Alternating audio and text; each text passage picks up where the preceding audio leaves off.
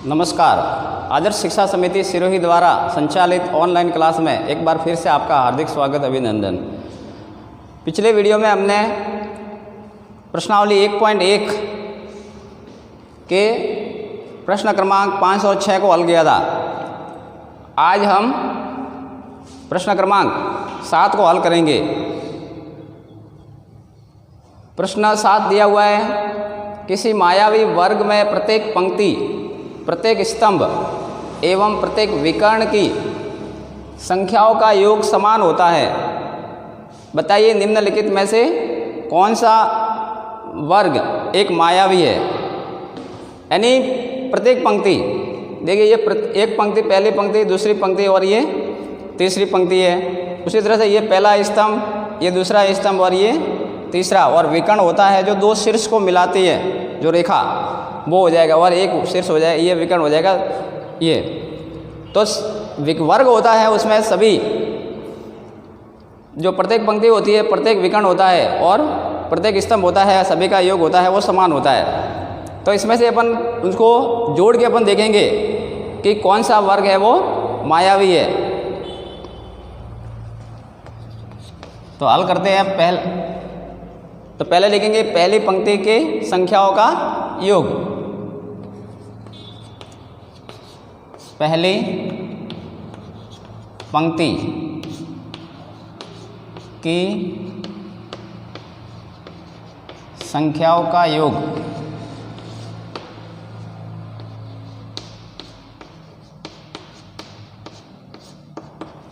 तो पहली पंक्ति में जो संख्या दी हुई है उनको जोड़ना है।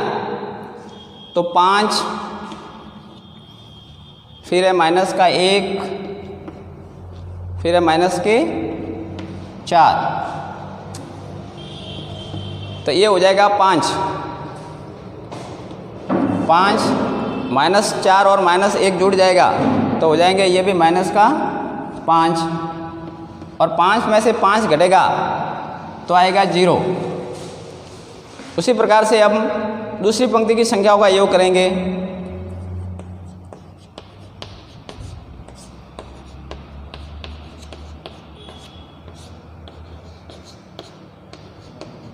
दूसरी पंक्ति की संख्याओं का योग।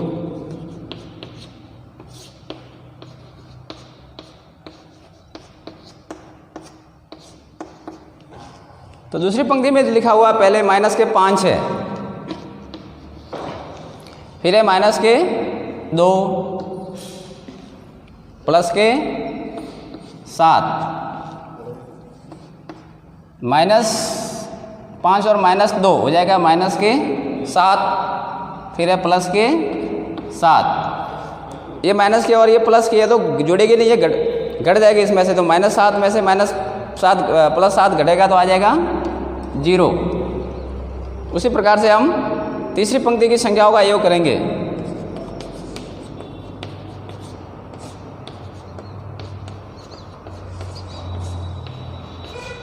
तीसरी पंक्ति की संख्याओं का योग।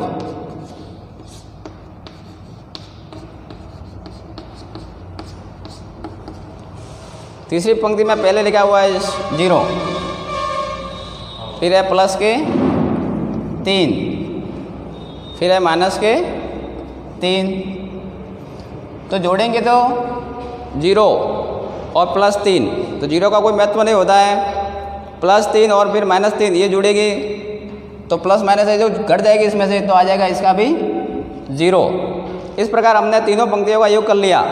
अब करेंगे प्रत्येक स्तंभ, यानी जो सीधा ये स्तंभ है उसका। पहले स्तंभ की संख्याओं का योग।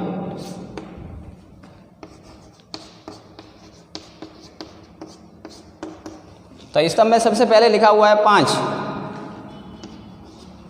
फिर लिखा हुआ माइनस का 5, फिर प्लस का 0। तो प्लस 5 और फिर माइनस 5 में से घट जाएगा तो 0 आएगा। 0 और 0 जोड़ेंगे तो भी आ जाएगा 0। उसी प्रकार से अब है दूसरा स्तंभ। दूसरे स्तंभ की संख्याओं का योग करेंगे।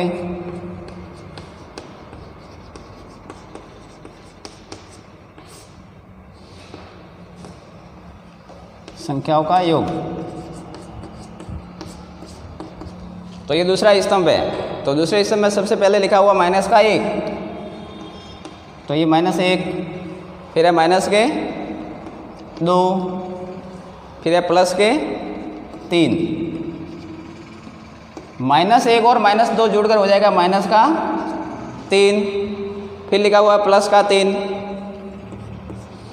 तो एक माइनस की है और एक प्लस की है, तो दोनों घट जाएगी, और 3 में से 3 घट जाएगा तो आ जाएगा 0।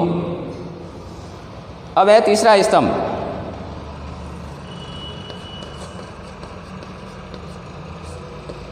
तीसरे स्तंभ की संख्याओं का योग करेंगे।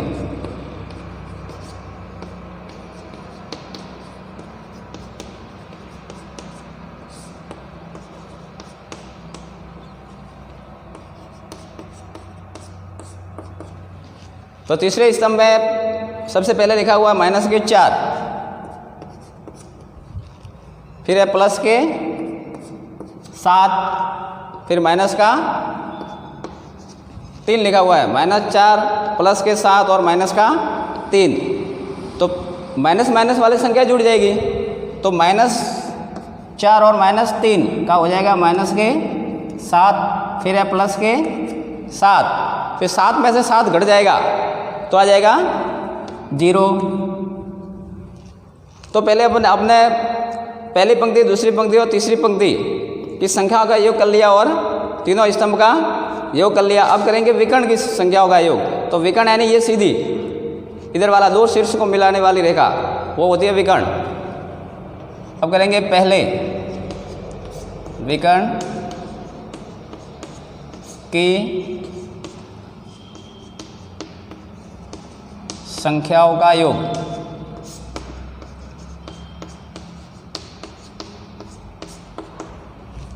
तो विकर्ण में सबसे पहले लिखा हुआ है 5, फिर लिखा हुआ माइनस का 2, फिर लिखा हुआ माइनस का 3।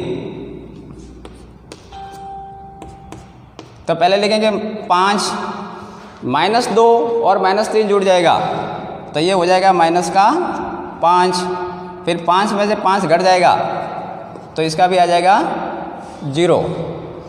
अब करेंगे दूसरा विकर्ण यानी इधर वाला।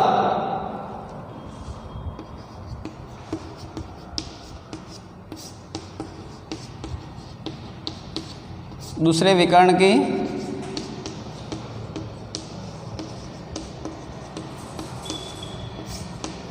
संख्याओं का योग।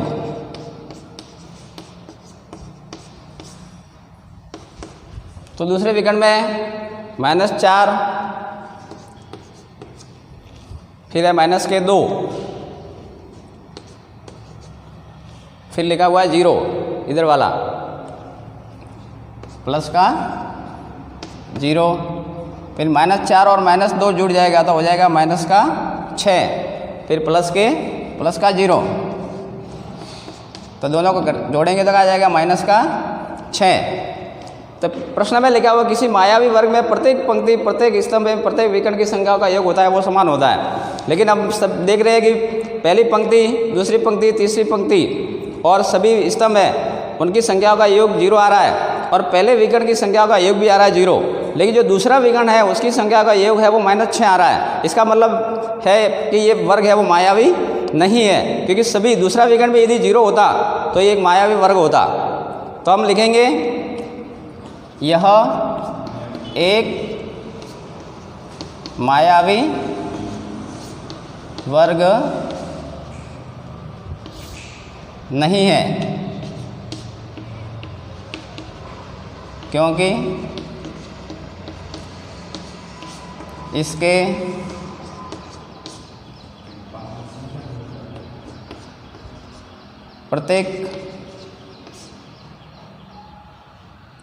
इसकी प्रत्येक पंक्ति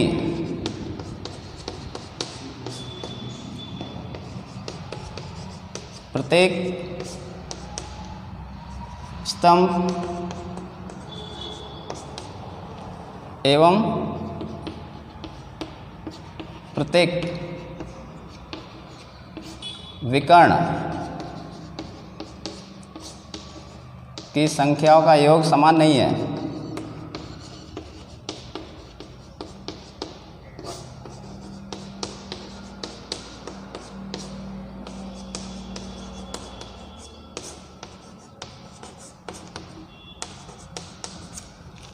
तो इस तरह प्रश्न क्रमांक 7 का पहला प्रश्न हमने हल किया। अब इसके आगे वाला प्रश्न हल करेंगे। आप इसका स्क्रीनशॉट ले सकते हो।